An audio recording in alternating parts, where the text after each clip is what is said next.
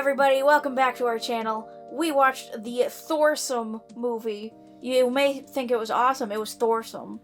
That was a Thorable joke. I thought it was Thorate. No, it wasn't. Anyways, Today we are doing a review on Thor Love and Thunder. The newest MCU movie, at least at the time of recording this, although that descriptor seems to change every 5 minutes, so there will be a new one, of course, by the time this goes up. You know what won't change, though, is it is the best MCU movie. Really? Yeah. Well, according to the internet, it's the worst. According to the Degenerate, that's the opposite. Well, we're going to be talking about it today, so first we're going to do spoiler-free. We're going to kind of get into our thoughts about the movie just in general without going into any kind of heavy spoilers, really nothing outside of what you would have seen in a trailer.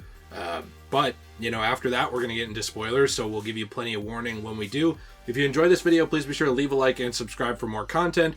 We do movie reviews when we want. I mean, honestly, most movies we don't care enough to review. This movie, going into it, I do just want to say that I did not know anything about the movie going into it, but I did know that everyone seemed to rag on it online. Now, that was kind of interesting to me. Like, if you look at things like Rotten Tomatoes and other places, it did decently well. I mean, it did fine, good. Not the best ever, but good.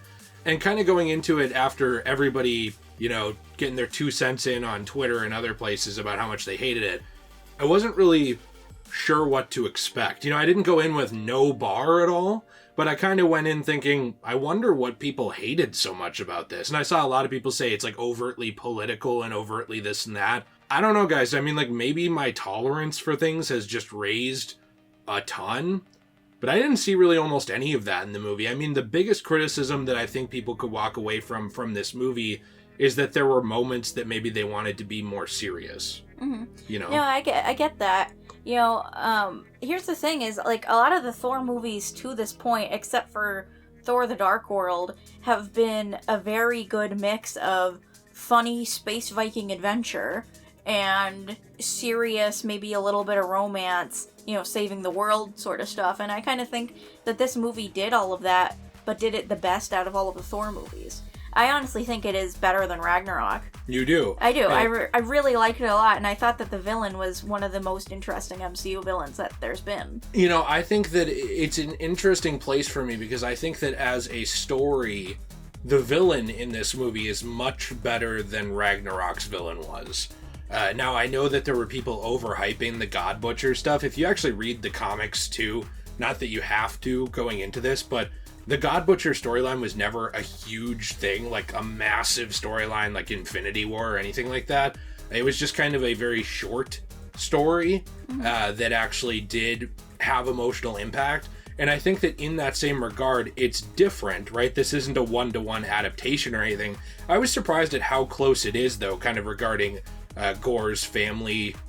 I don't want to get into specifics here, but in terms of, like, if you've read the comics or if you haven't, Gore has a very tragic backstory involving his people, and his group of people and his family and other people like that around him that kind of leads him down a path that you can understand and empathize with.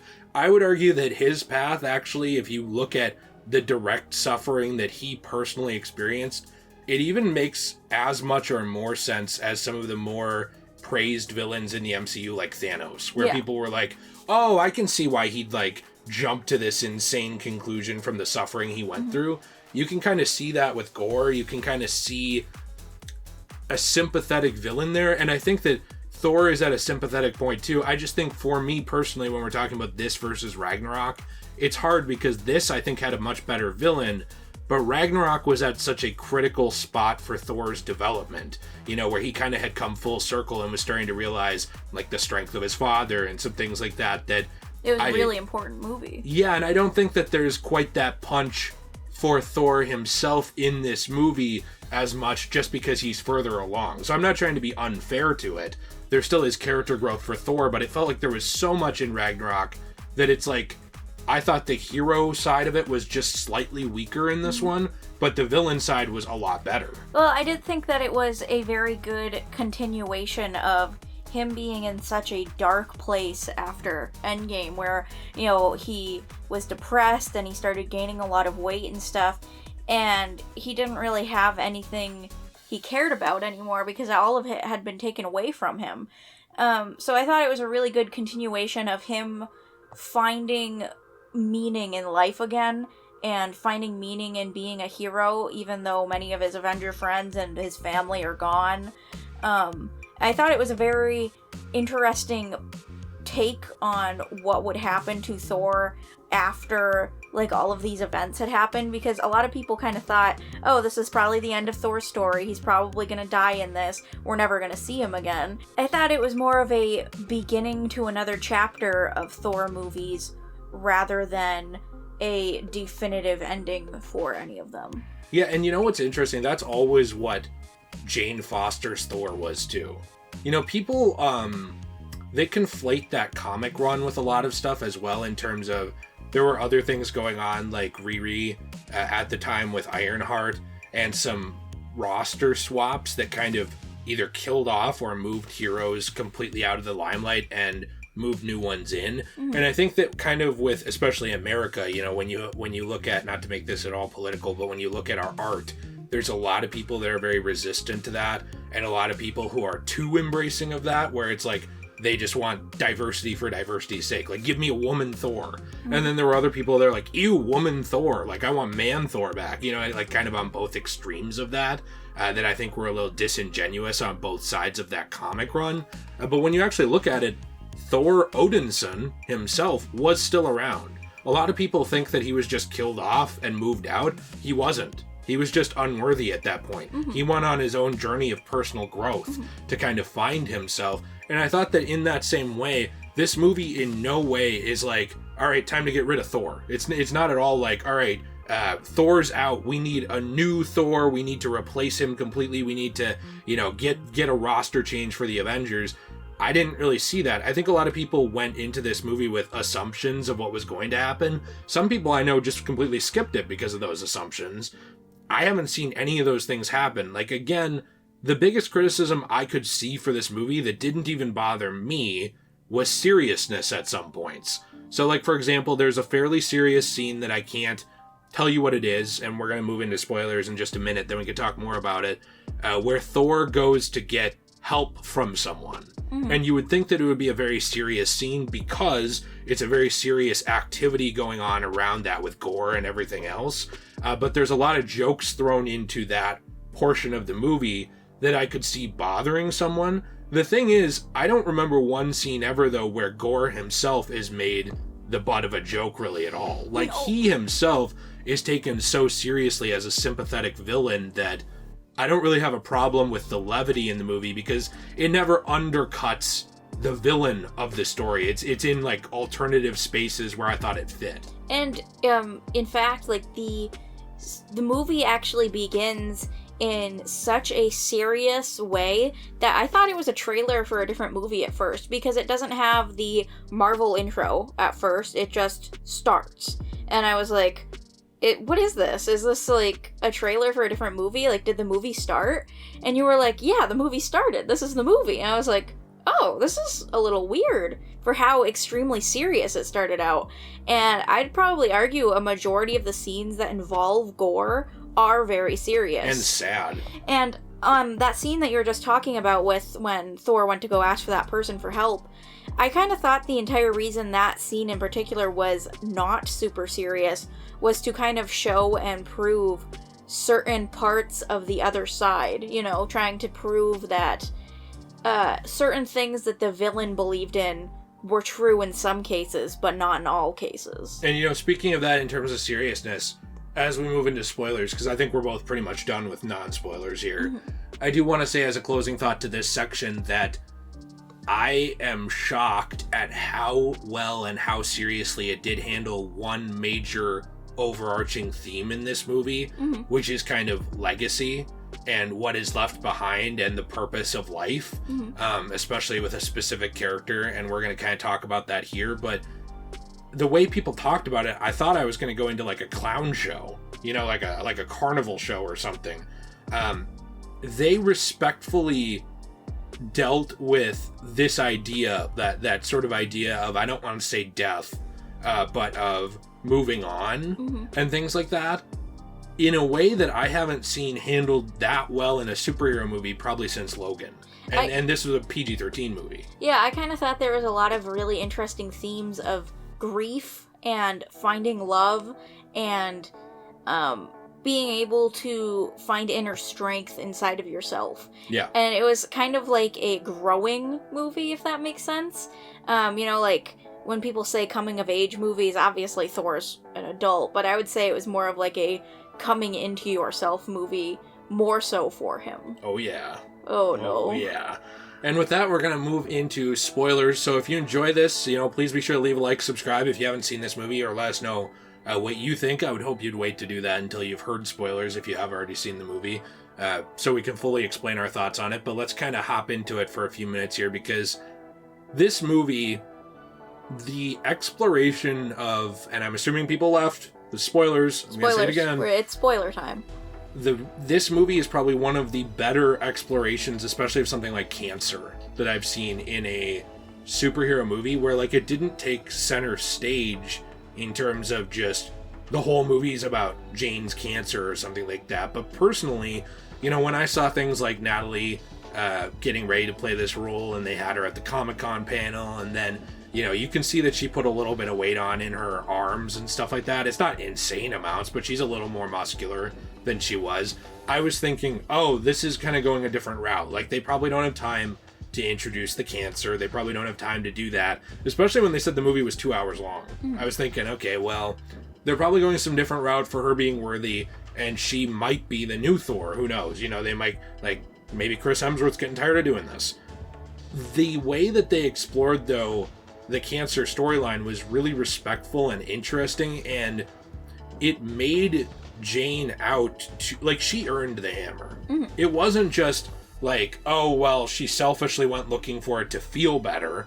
I mean, yes, she did go looking for it to try and help herself, but like, the hammer chose her, partially because we know of what Thor had said to the hammer earlier in the movie. The promise, and I think partly love, because the hammer did spend a ton of time with her, and a lot of this movie establishes that these different weapons that spend a lot of magical time with Thor have emotions of their own. Yeah, and connections. Yeah. And I think that connections are one of the biggest things the movie's about. I think that a lot of people who saw it and undercut the movie by just saying, well, the part where Heimdall's son's head is floating in the air looks like bad CGI, or the part where Thor got his pants ripped off ruins the whole movie for me. I kind of find some of those things to be a little disingenuous. Like, there are Marvel movies that I think are very mediocre. One of them was Shang-Chi.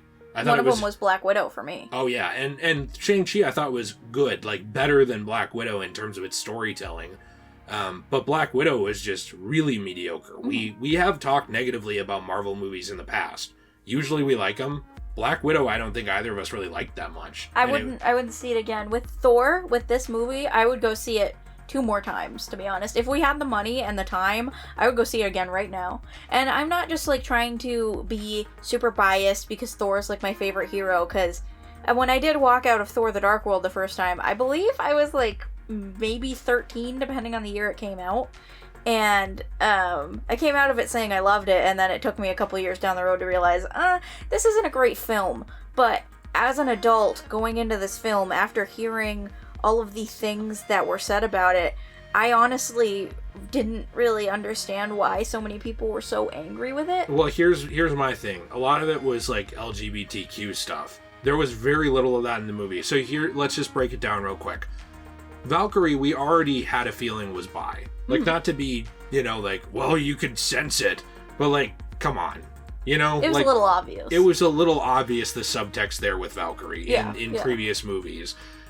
There was nothing here. Now, I will say that there was some stuff they said on social media that was unfair to the movie, like the people in it. Like, for example, Valkyrie looking for another, person to spend her life with and stuff. We really don't see that in here. So I get why there were some people annoyed about that who went in expecting it. But on the opposite side, like Korg, unless we've just seen 5 examples of his species that are all male, and there's tons of females out there. It kind of seems like his species is either genderless or all male, unless I'm missing something. Mm-hmm. So when people are like, well, see, Korg is gay, it's like, Korg's a rock. Yeah, first of all, I don't Korg's care. a rock. He's a rock. Second of all, Korg's, we're assuming his entire species is male or genderless. Well, yeah, because they talk about his 2 dads, they talk about him, we see their god is male, or at least looks male in origin, and then we know that the guy that Korg is with, we see one flash of for 1 second is a guy. So all of those examples are men. So at the end of the day, it's just Korg found somebody he loved and wanted to have a baby and continue on his rocky race. That's it, and they're rock. Yeah. They're rocks. They're just rocks. It's not a big deal in sexuality. They're just people who fell in love. And I think that was something interesting that they went off of with Valkyrie as well, when they mentioned that since Valkyrie spent so much time with all of the other girls in her team, she had feelings for one of them, and all of her Valkyries ended up dying tragically. We don't know a whole lot about that. Well, we know that they died fighting Hela. Yeah. I mean, that's really it. We just see a flash of Hela murdering them. We don't really see the full story other than that. And you know what's interesting with that is you kind of got into something with Valkyrie that I think plays into Gore, which is Gore made a point, you know, like with all of this, which I think that you couldn't have very well if you didn't have at least a little bit of that love connection with Valkyrie. Yeah. Because Gore kind of says to her, like, you know, Odin let your people die too. And, you know, and he says to Jane, you're dying using that hammer. But look at this. Valkyrie and Thor, they're using you to fight me. You know, like, you're on their team. They're not out looking for a cure for your cancer. They're using you. And basically his point to Thor is, you're a failure. Like, look at everything you've accomplished, but look at everything you messed up. You're a failure of a god, just like I say. You know, and I think that with that connection with Valkyrie, this movie is all about connections. And I think that if you don't have some of those connections, since pretty much every character has a connection with other ones, I think that it doesn't play so well off of Gore. And not that it necessarily needs to be LGBTQ or anything, but like, it just didn't matter either way. You know what I mean? There was nothing like offensive about this movie or ramrodded in there to my knowledge. Another thing that I found really interesting concerning the connections and Gore and Thor, it's very interesting that they are kind of like shadows of each other. They both lost almost all of their people. They both lost their families. And in a lot of ways, they both blamed themselves for it. And it seemed like throughout this entire movie, Thor and Gore had to deal with their grief and come to terms with it and find love again.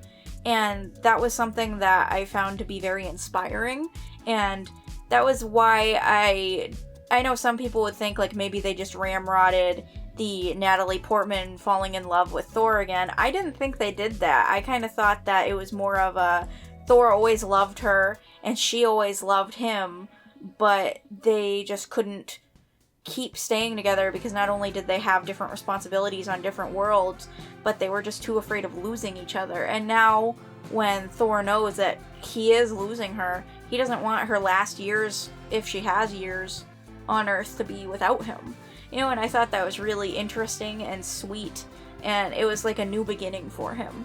Yeah, and I thought that was very interesting because they kind of...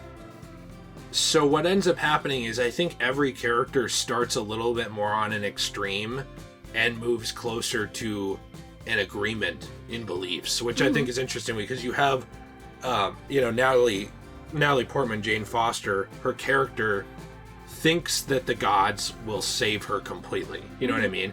And in a way, sure, Mjolnir helps save her because it helps her show that she can be a hero. But she kind of saves herself, you know what I mean, in a way, and earns her way into Asgard. Or I guess Valhalla, sorry, not Asgard anymore. Valhalla. And when you look at Gore, he starts out as a sympathetic character who murders a god who taunts him after his people died. And then, similar to the comics, by the way, but not one for one. And then over time, he starts to see Thor, who, like, you know, fights for the children of Asgard and purposely goes to find them, and he chooses to spend his last moments, or what he thinks would be his last moments, with Jane instead of fighting Gore. Like, he doesn't charge Gore to try and beat him or anything. No.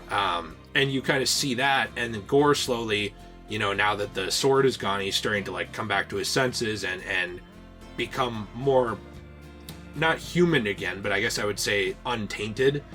He realizes this is a god that does care, you know, and like obviously I wasn't right about all of them. And then on the same token, you have Thor, who seems to be like of the mindset in this movie that like the gods are good, like they're good like me, like they clearly care. Why wouldn't they? And then he goes to see Zeus, and he learns that that's not true. Yeah, and that was something that I really liked about that scene, and that's why I thought that the comedy in it worked, because it showed Zeus making fun of Thor. It showed Zeus making fun of himself even being a god and being a coward.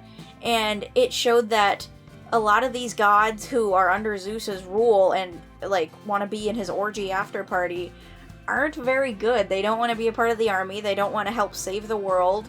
You know, and where were they when Thanos was around? Also? Well, they didn't care. Like, it's just all low level to them. Yeah, and so when Thor started to realize that, especially after what happened with Korg, when he thought Korg was dead, he was like, you know what, maybe Gore is right, and he killed Zeus. And I don't think he ever mentioned that to Gore, but it was kind of like what would you call it? Like a melding point for... Yeah, like a meeting in the middle. Yeah, like a meeting in the middle for him and Gore's character where they're starting to understand each other. Well, and I think that without these two playing so well off of each other, this movie wouldn't have been nearly as good as it is. A lot of people complained about the runtime before this movie started, about how why isn't it longer? Like all the MCU movies are like 2 hours, 20 minutes or something. But they were mad when Batman came out. Well, not the same people. Okay, but yeah, well. I agree with you that there were a lot of people who thought that was too long. A lot of people seem to think the superhero perfect point is like 2 hours and 15 minutes to 2 hours and 30 minutes. I don't know why. That's just kind of the thought. And there are movies that I think are too short in terms of cutting stuff out. Personally, I don't even really want a director's cut of this movie. I actually agree with Taika Waititi on this one. Not that director's cuts are usually worse. I disagree on that. But just that I can't really see you adding many scenes to this because it was fairly tight and like focused. Like point A to point B to point C to the end. And that was perfect. And that was kind of the movie where like you don't need a ton more scenes. If you had taken any out, I think you would have compromised and sacrificed character development and story points. But I can't see really what else you'd add other than maybe like Natalie Portman and Chris Hemsworth kind of talking to each other a little bit more in a couple scenes, or maybe, you know, another scene with Valkyrie somewhere. I don't know what that would look like at all, but I don't think it's necessary. So like I disagree with what was said, but I don't think you needed this movie to be longer. I mean, they even could have, if they really wanted to, made that montage with Thor and Jane. I imagine that probably took place in between the first Thor and Thor: The Dark World, or somewhere in between those places, and they probably could have showed like a little bit more of their relationship falling apart. But other than that, I thought that they did it really well. Yeah. And I thought that montage was actually very heartwarming for some parts and heartbreaking for other parts, and it really made me feel more of what their relationship meant to them, rather than just them seeing each other a couple of times and then being like, well, why do you care about each other so much? I'm just shocked that people don't give the film more credit, at least online, about like how it handled the cancer stuff. Like for me, I took care of my dad for a few years who passed from cancer, and it is very similar to that. You know, it's going to these appointments, sitting there for hours, getting this stupid chemotherapy that a lot of times doesn't even help. Being really weak. A lot of depression, not really wanting to eat that much, and kind of trying to find an answer and not finding one. And I think that the movie, like even the way that they made Jane look, like in near the end when she's not Thor, when she's just Jane. And she's dying. She looks like a corpse. Yeah. And that's kind of how people look during stage 4 cancer, like at the very end of their life and stuff like that. And I just think that I was impressed at how respectfully that stuff was handled without it being the entire movie. You know, like a lot of times you have to have like that be the whole focus of the movie. Otherwise you kind of drop the ball on it. Like a movie like 5 Feet Apart or something, which I was actually thinking of earlier, that kind of explores like death like that, but that's the whole focus of it. And they were able to kind of grab that same sort of emotional impact, I thought, off of this without it being the focus. And I do think that a lot of people's criticisms of the movie, not that they aren't valid, like I don't think this movie's perfect. Honestly, I don't think any movie's perfect. No. The closest I can think of to a perfect movie is Blade Runner, for me. But I think a lot of the criticisms from it, the more I think about it, are coming less from the fact that this movie is what it is, which makes, I'm not trying to say they're unfair or unjust, but I think they come a little bit more from how old the MCU is. You know, like, if you saw Ragnarok, you understand Taika Waititi's form of comedy. His form of comedy didn't change here. However, I thought this movie tackled a lot more serious concepts than Ragnarok, but for some reason Ragnarok got a pass, and this didn't for using its same type of comedy. Do you know what I mean? And I found it to be incredibly well done with all of that. I just really think a lot of people are tired of the MCU, and I'm not trying to say, like, well, then don't watch it. You know, like, if you're not going to like it, don't watch it, because you have every right to watch whatever you want, and there's stuff we watch that we don't like. But I don't think, if these two had been swapped and this came out instead of Ragnarok, I think it would be the opposite. I genuinely think people would be levying those criticisms toward Ragnarok for just going back to the not as serious and, you know, playful and blah blah blah as they did to this movie. I think it's just the fact that it's essentially a sequel to Ragnarok in a lot of ways that made those criticisms kind of come to light, or like sort of come to the forefront. I'm not going to sit here and argue the movie's perfect, or that there's nothing I would change, or that there aren't a few points where maybe the CGI could have been improved, things like that. I mean, like, for example, Thor's mask kind of looked stupid. Like, it looked very fake. I liked it, actually. I thought he looked cute. But... It's a fun design, but it looked fake. You know, things like that. I think sometimes they overuse CGI and they do stuff like that. But I agree. Those criticisms have been there for 5 years at least with the MCU. And they just kind of become more prominent with each entry, as it seems like there's a very vocal subset of people who want these movies to end. And that's fine, but I think that has more to do with how people feel about the MCU than it does about any particular movie. And I don't think that when I see that that's entirely fair to whatever film we're talking about. I loved all of the themes of Viking that happened throughout this movie. Their ship? Yeah, a lot of the other Thor movies didn't really go super full on, like, this guy is like a super Viking, you know? And this movie, since, like, Asgard was pretty much lost and they kind of had to rebuild their culture, it showed how they went back to their Viking-y ways, and, like, they have, like, a Viking ship, and they're, like, having goats pull it and stuff like that, and he calls himself a Viking through it, and a lot of people are concerned with wanting to go to Valhalla. I just thought it was really fun. And the one thing that I want to mention when we were talking about non-spoilers was, like, how I said that I thought that this movie was more of a beginning than an ending. I felt that way because of the girl when she came back, Gor's daughter. Yeah, Love. Who I believe was supposed to be named Love, and that was a huge theme of the movie. I thought, A, it was a really interesting name, and B, I think she's a really interesting character, and I love seeing this, like, dad side of Thor and this new young superhero girl who I kind of think would be considered like a mutant or something, or like an alien with superpowers. I don't really know. Yeah, I don't know, because she was kind of like, well, she was not human, but she was born from eternity with, like, godlike powers. Yeah. So I think she doesn't count as a mutant, although, to be honest, like, without getting into this, Marvel is completely changing what they count as mutants for, like, the worse. So who knows? Like, they'll probably throw that label on her. But I don't know. I thought that was very interesting, and I thought that it was a really wonderful new beginning for him and her to continue on the legacy of Thor and the legacy of Asgard. I'm really interested to see if Jane Foster comes back like she did in the comics as Valkyrie in any of these, because I think it would be really cool for them to have a rebuilt Valkyrie sisters again, because I already love the Valkyrie we have now. However, it's a little bit confusing that they just call her Valkyrie and it doesn't seem like she has another name, because then if there's more Valkyries, are they all just going to be called Valkyrie too? That's just kind of a thing that I'm a little confused about, but other than that, I really want to see more Natalie Portman. I thought that her acting in this movie was just as charming as it was in the Star Wars movies. She was very charming in them, and I haven't really seen that side of her in the Thor movies until now, and I was really happy to see it. I liked Christian Bale in this role. I'm being serious. Probably more than I liked him as Batman. I thought he fit this role even more than he did something like Batman. So I was never worried about Hemsworth, but, like, they really did bring it home, I thought, as well, and made me interested.